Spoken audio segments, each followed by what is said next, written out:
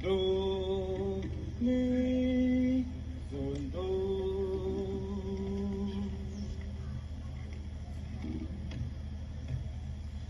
Hagi kam kapurte, nia beban kiu sha trong, o nia ben eda, kum no ban po sha ka thong, la hagi jing pulin, hagi kam ki jam baro, o nia sa ken e, jing jog don buram banyo.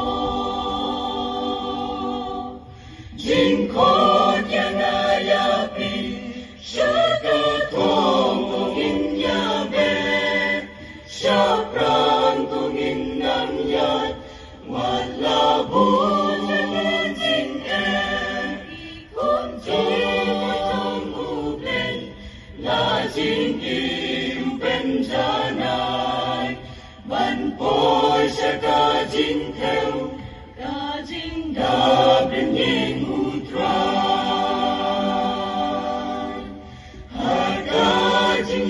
pilgrim, jong ni ha berteng, manu bara berkat, man poi sha jing theo ublen, kumadi kun Israel, na Egypt syari kanan, syaka kong kiyabe, wala jing kenjo kiban.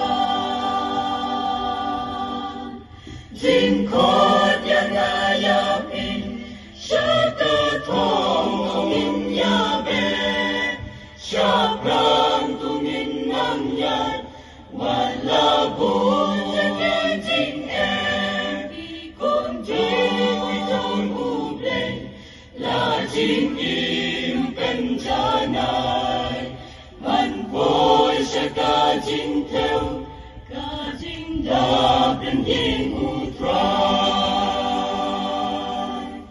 Man baladun uwen, pawen may haniraan, man poi syaka tong jing, da ben ying Christ utrai. Berkat kukun Kristan, hajing imalakas ni, kijing ya lebajur, kidon hajing ya yanti.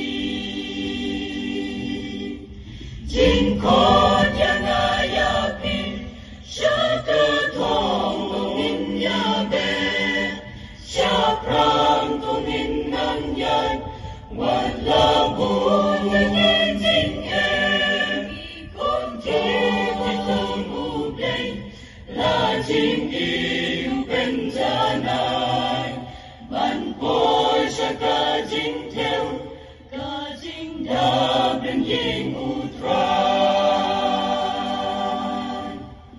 Kun pikun jong ublay, la jing im penjanai, man poi syak jing shisha jing da ben ying utrai.